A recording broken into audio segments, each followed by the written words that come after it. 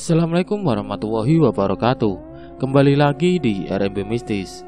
Dan pada video kali ini, portal RMB akan menceritakan kisah pinggir kota dalam kemasan cerita misteri.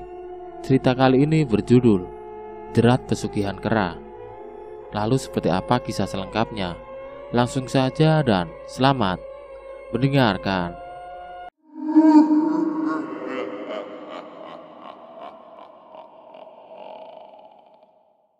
Kali ini saya akan menceritakan satu kisah dari Reno tentang kecurigaan Reno terhadap perilaku kakak kandungnya. Reno yang menelusuri kelakuan kakaknya. Apakah kakaknya ini melakukan pesugihan? Ditelusuri secara teliti, secara mendalam. Apakah benar kakaknya ini kekayaannya itu benar-benar dari pekerjaan yang selama ini dia jalani, yaitu jualan ayam potong, atau karena ada hal-hal yang lain. Di tahun 2015 kemarin, kakaknya itu hanya mengandalkan jualan ayam potong bersama istrinya dengan hasil yang luar biasa. Sementara Reno yang bekerja sebagai pekerja kantor dengan gaji dan tunjangannya yang lebih banyak, dia masih begitu-begitu saja. Sangat berbeda sekali, bukan? Awal ceritanya, Reno dan orang tuanya, termasuk istrinya Reno, mendengar kabar kalau anak pertamanya Randy, kakak kandungnya Reno itu, meninggal dunia. Yang waktu itu Reno dan seluruh anggota keluarganya langsung bergegas menuju ke rumahnya Randy. Reno yang melihat kondisi rumahnya Randy masih biasa-biasa saja, belum ada yang mencolok. Waktu itu Randy yang bekerja sebagai penjual ayam potong dengan 3 anaknya yang kebutuhan ekonominya cukup besar. Randy pun sering sekali datang ke orang tuanya meminta bantuan yang berupa modal agar bisa jualan ayam potong. Setelah kematian anaknya yang pertama kali, tidak menyangka sama sekali, dalam waktu 3 bulan Randy dan istrinya mengundang orang tuanya kembali, termasuk Reno, untuk datang ke rumahnya. Waktu itu Reno yang pekerjaannya sebagai pekerja kantor, yang memang tidak bisa seenaknya izin. Namun orang tuanya ini memaksanya. Ya pokoknya dia harus datang ke tempat anak pertamanya. Dan Reno pun harus mengikuti keinginan orang tuanya. Sepulang kerja, tanpa istirahat terlebih dahulu, Reno menuruti keinginan orang tuanya. Berangkat dari rumah itu kira-kira jam 7 malam dan sampai di tempat jam 10 malam.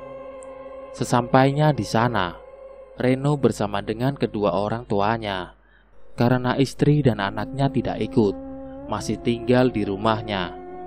Reno serta orang tuanya melihat rumahnya Randy yang beberapa bulan kemarin, sewaktu taksiah itu, masih biasa-biasa saja. Karena rumah itu sudah dirobohkan.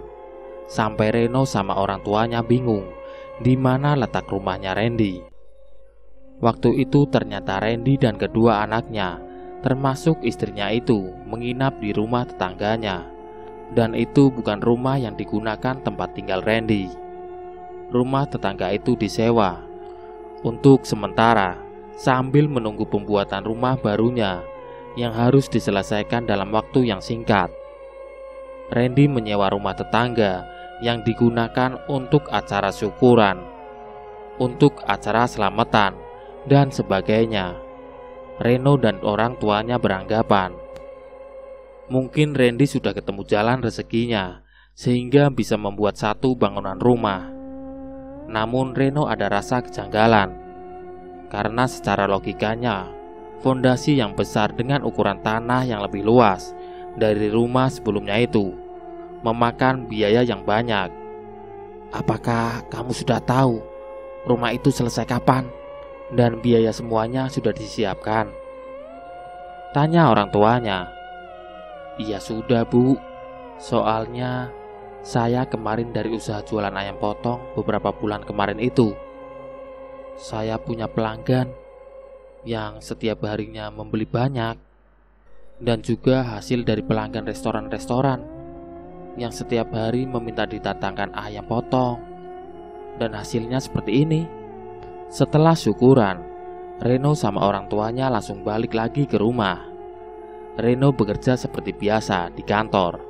Orang tuanya yang memang hidup dengan Reno, dan istrinya yang otomatis segala kebutuhan ditanggung Reno. Setelah beberapa bulan, orang tuanya Reno ini kepikiran sama cucu kedua anaknya Randy, dan juga orang tuanya pingin tahu bagaimana kabar rumah yang dibangun Randy. Sudah jadi apa belum? Reno mendapat pertanyaan seperti itu, hanya menjawab dengan perkiraan dia. 2 bulan ini mungkin sudah hampir jadi kalau melihat luas tanah. Reno dan juga orang tuanya yang pergi mengunjungi Randy dan melihat pembuatan rumah, ternyata sudah hampir 80%. Tinggal beberapa bagian-bagian yang belum selesai. Sepenuhnya rumah itu sudah bisa dihuni oleh Randy, istrinya dan kedua anaknya. Waktu pertama kali masuk ke halaman rumah yang sangat luas, bangunan yang menjulang tinggi. Apa dengan berjualan ayam potong selama beberapa bulan bisa bangun rumah segede ini? Saya nggak yakin, pasti ada yang nggak benar ini, ujar Reno di dalam hatinya. Waktu itu orang tuanya minta sama Reno untuk menginap di rumahnya Randy, dan Reno pun setuju-setuju saja.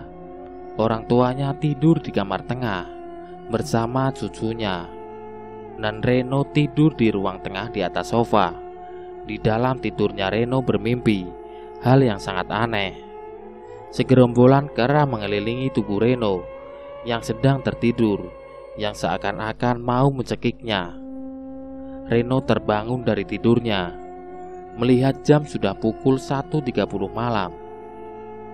Astagfirullahaladzim, mimpi apa itu? Setelah matahari terbit, Reno mengajak orang tuanya untuk kembali pulang ke rumah. Namun ajakan itu ditolak, yang katanya ingin menginap beberapa hari di kediaman Randy. Reno yang meminta izin sama kakaknya, termasuk istrinya, untuk orang tuanya menginap di rumah kakaknya. Reno kembali pulang dan mengurusi pekerjaan kantornya. Namun kurang dari 1 minggu, orang tuanya itu meminta agar dijemput. Katanya tidak betah tinggal di rumah kakaknya, walaupun rumahnya besar. Semua fasilitas ada, tidak membuat kedua orang tuanya Reno nyaman. Reno, sekarang juga kamu jemput bapak sama ibu, suruh kedua orang tuanya. Setelah orang tuanya memaksa untuk menjemputnya tanpa didampingi istri dan anaknya Reno, langsung pulang dari kantor menuju ke tempat kakaknya Randy. Sampai di sana, banyak barang-barang yang semuanya itu pemberian kakaknya, karena waktu berkunjung memang orang tuanya tidak membawa apa-apa. Tapi setelah dia sampai di situ, orang tuanya bawa barang banyak sekali. Ini punya bapak sama ibu? Iya, ini kemarin dibelikan sama kakak kamu. Mulai dari sajadah, pakaian, sarung, dan yang lainnya. Makasih ya kak. Ketika orang tuanya Reno ini berpamitan ingin meninggalkan kediaman Randy, kedua anaknya Randy itu seperti merasa kehilangan. Nenek sama kakek tinggal di sini aja, tidur sini sama adik, dan kakak jangan pulang. Jangan pulang, di sini saja. Waktu itu Reno yang melihat keponakannya merengek, meminta agar orang tuanya tidak pulang. Reno mencoba bilang sama keponakannya, nenek sama kakek mau pulang dulu. Ya nanti kapan-kapan main kesini lagi. Sebelum beranjak pergi meninggalkan kediamannya Randy, Reno yang melihat situasi dan kondisi rumahnya Randy yang berubah. Sewaktu pertama kali datang menghantar orang tuanya, yang waktu itu hampir 80% jadi, sekarang sudah jadi rumah yang sangat mewah. Mas, saya izin ke kamar mandi ya. Iya, sana ke belakang. Langkah demi langkah Reno mengitari rumah dan melihat sekeliling. Hiasan dinding termasuk aksesoris semuanya itu benar-benar mewah. Bisa diperkirakan harganya puluhan juta, bahkan ratusan juta. Tapi ada salah satu hiasan dinding yang membuat Reno ini penasaran tentang lukisan yang ada di ruangan tengah, tempat yang digunakan untuk anak-anak dan juga ruangan keluarga itu. Ada lukisan kera yang sangat besar. "Mas, ini kok lukisan kera ditaruh di ruangan keluarga? Kenapa ndak lukisan pemandangan atau buah-buahan ataupun hewan yang lainnya? Kenapa milihnya hewan kera?" "Alasan kenapa lukisan itu ada di sini karena keponakanmu yang paling kecil kemarin. Sewaktu ada topeng monyet di depan, dia nangis-nangis minta dibelikan monyet. Karena saya tidak mungkin memberikan anak saya itu monyet, saya mengalihkan perhatian dengan cara membeli lukisan itu. Soalnya sampai sakit beberapa hari karena meminta dibelikan monyet, dan saya bingung harus bagaimana. Saya di jalan, saya lihat lukisan kera itu, dan setelah saya pasang, saya bilang sama keponakan kamu ini ayah beli lukisan kera buatmu karena monyet yang kemarin tidak dijual.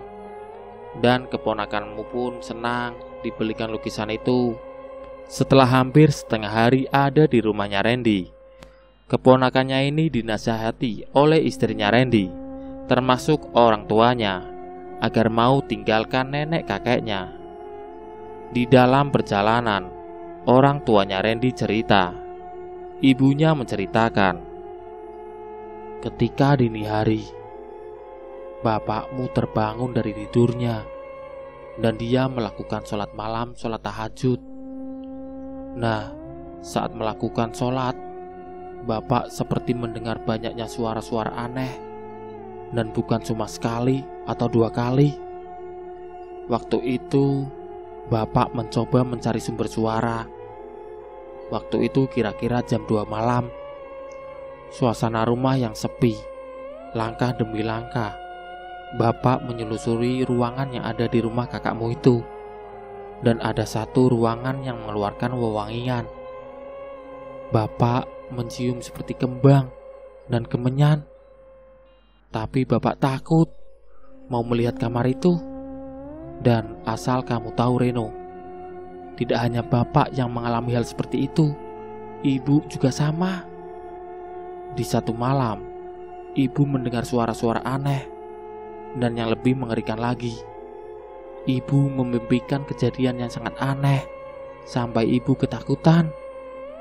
Ibu itu seperti hendak dicekik oleh sosok kera yang bertubuh besar. Bahkan bukan hanya satu atau dua kera, tapi puluhan kera menghampiri ibu. Reno dengan tenangnya mendengar cerita dari orang tuanya, dan dia teringat akan mimpinya dulu waktu menginap di rumah kakaknya. "Saya juga pernah, Pak, memimpikan hal yang sama seperti ibu." "Apa Mas Randy itu melakukan pesugihan, Bu?" "Pak." Jangan ngawur kamu. Gak mungkin kakakmu melakukan pesugihan. Jangan berpikir yang negatif sama kakak kamu, Reno." Ini awal pertama kali Reno benar-benar mencurigai kakaknya, tapi dilarang oleh kedua orang tuanya. "Kakakmu kan pekerja keras dengan jualan ayam potong dengan istrinya."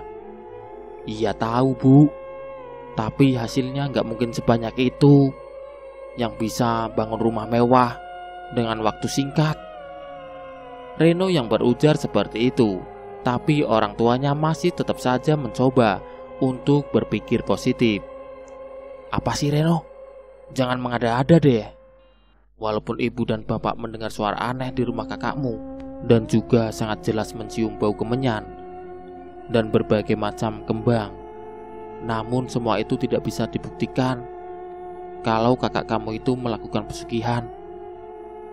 Tapi Pak, mimpi saya waktu itu sangat jelas, suara gemuruh, suara aneh, dan di sekelilingnya itu banyak kera.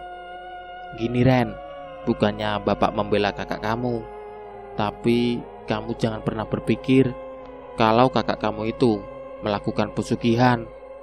Mungkin kamu yang mendengar suara gemuruh, kamu mimpi dikeroyok warga, bisa jadi kan? Tapi mimpi itu sangat jelas, Bu, Pak. Sudahlah, soal ini tidak bisa dibuktikan secara nyata. Walaupun kamu bilang kekayaan kakak kamu itu tidak wajar, harta bendanya yang sekarang berlimpah, sudah punya mobil, rumahnya besar, hiasan dinding yang ratusan juta, semuanya itu belum bisa membuktikan secara nyata kalau kakakmu melakukan pesugihan.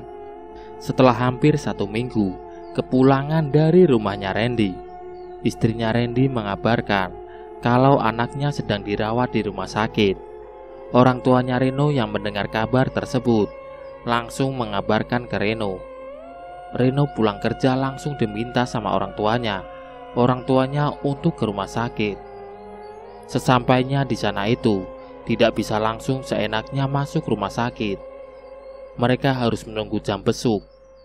Dengan menunggu jam besuk hampir 1 jaman, akhirnya Reno dan orang tuanya langsung masuk ke ruang inap anaknya Randy.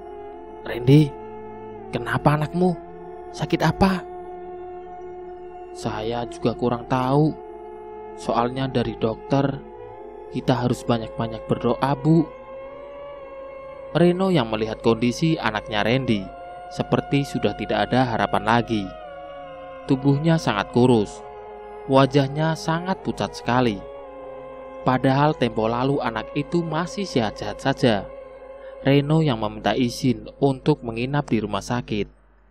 Reno yang tertidur di rumah sakit sampai pagi hari. Dalam tidurnya Reno mimpi saat menjaga anaknya Randy.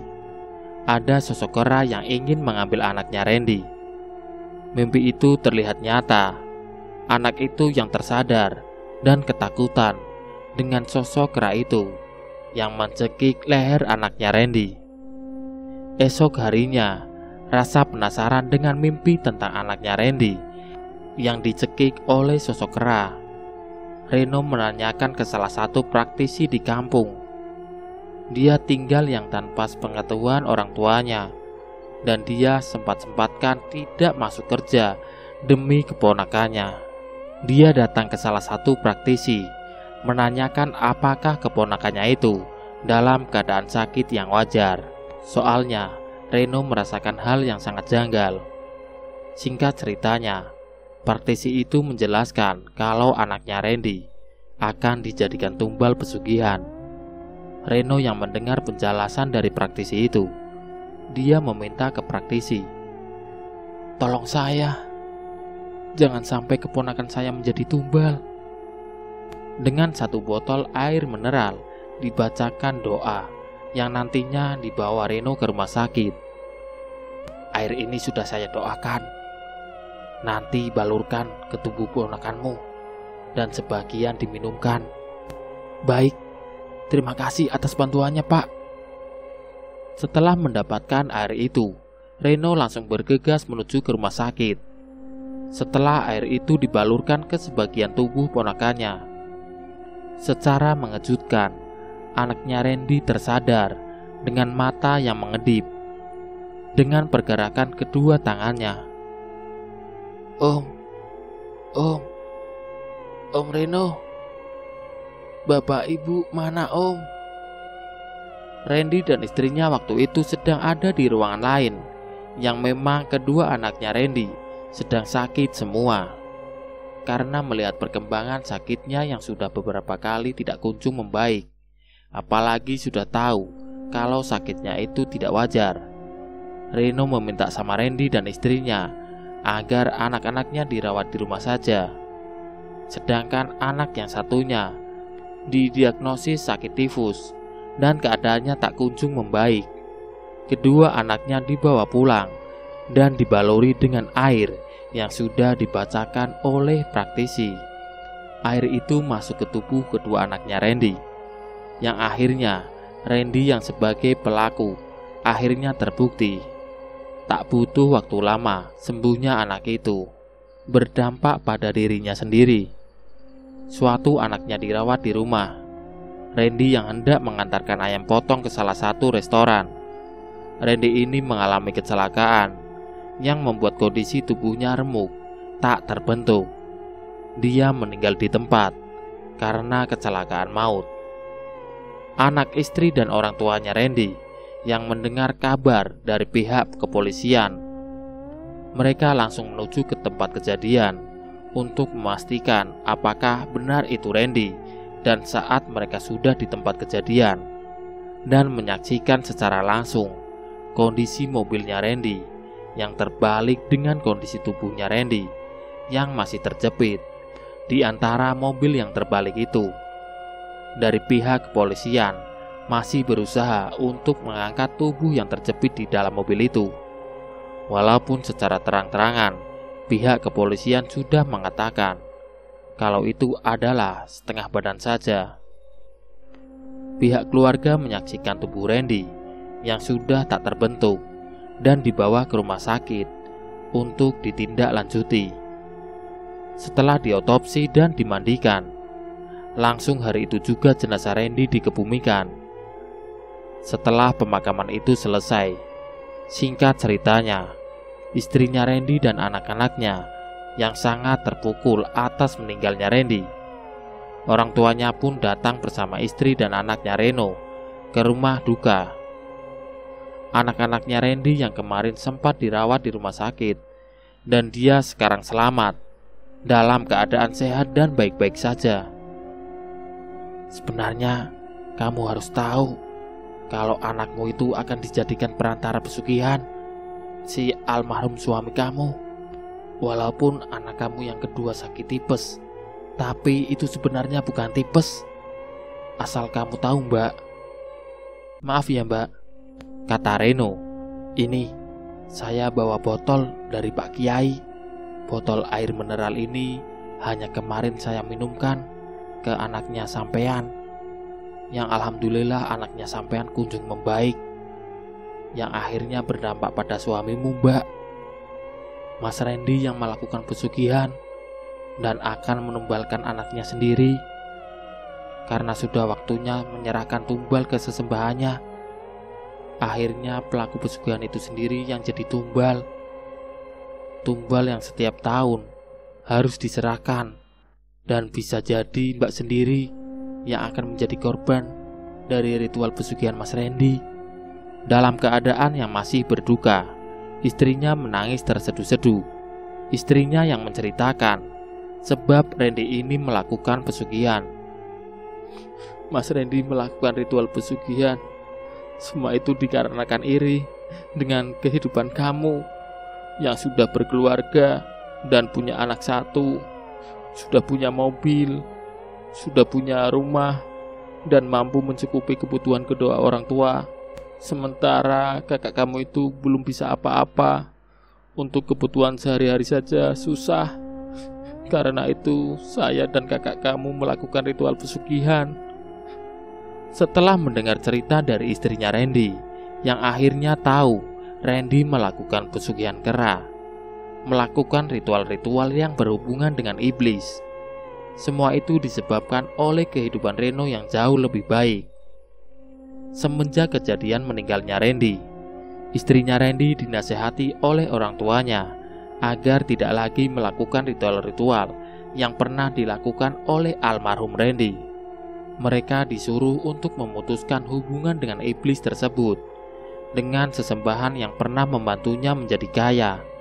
Semuanya itu butuh proses yang benar-benar sangat membahayakan bagi istrinya Randy. Praktisi yang mencoba membantu pun sempat berkelahi dengan siluman kera yang menjadi sesembahannya Randy. Istrinya Randy akan dijadikan korban dari pesugihan dia sendiri.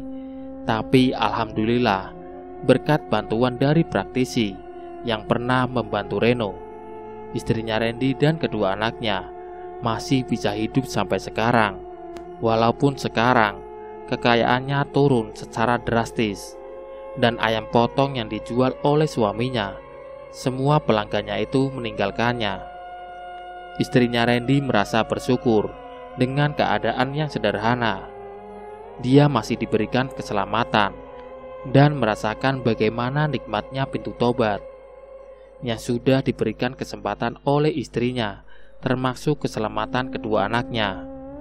Tapi waktu itu istrinya Randy meminta agar kedua orang tuanya yang dulunya tinggal bersama Reno dan istrinya untuk tinggal di rumah istrinya Randy untuk menemani kedua anaknya, dan itu akhirnya dikabulkan oleh orang tuanya.